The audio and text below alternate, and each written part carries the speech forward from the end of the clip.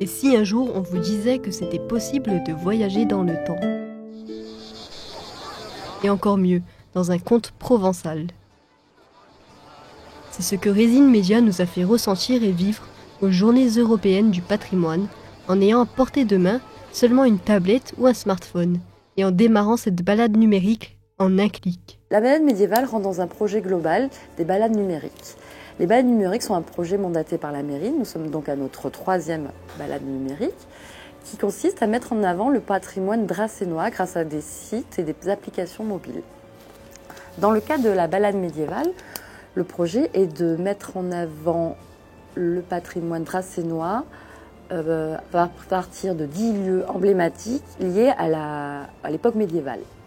Notre équipe qui est là, qui peut vous montrer par la tablette, on a la tablette. Nous avons repéré donc 10 lieux qui partent du couvent des Cordeliers, qui est l'ancienne mairie, et qui se termine à la place aux Herbes, donc la porte romaine.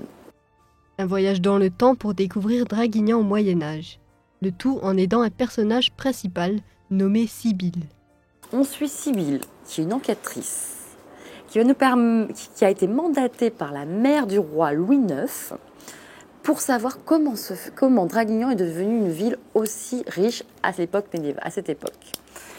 Et donc, elle va rencontrer tout le long de son parcours des personnages emblématiques qui vont lui expliquer la ville de Draguignan. À chaque lieu, une thématique. Par exemple, à la maison du bourreau, il y aura la justice, à la tour de l'horloge, le pouvoir, et à l'entrée de la ville, tout simplement, les remparts, les fortifications de la ville.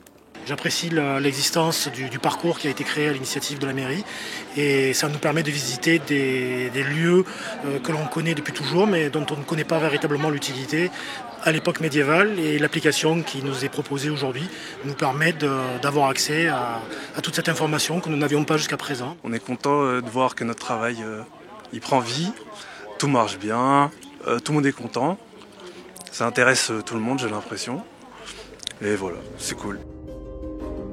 Une balade numérique intéressante à voir en réalité et surtout virtuellement grâce à ses reconstitutions 3D. Nous sommes basés sur des recherches historiques, des plans cadastraux et aussi notre interprétation. Pour rendre cela ludique et didacticiel, comme je disais tout à l'heure, on suit donc Sibylle qui mène son enquête. Elle se pose des questions sur la richesse de la ville, mais aussi elle a entendu parler de la légende du dragon.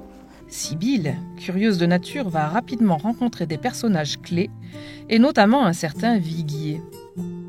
Sibylle percera-t-elle les mystères de cette cité et de la fameuse légende du dragon?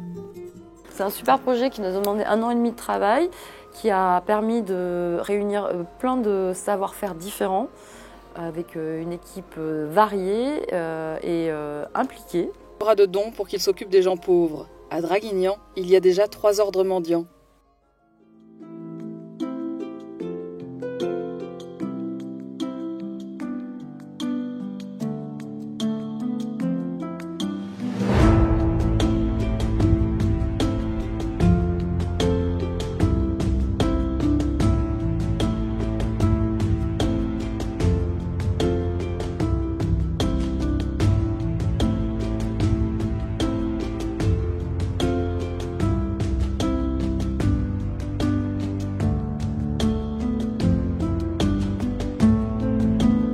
C'était très intéressant et très ludique.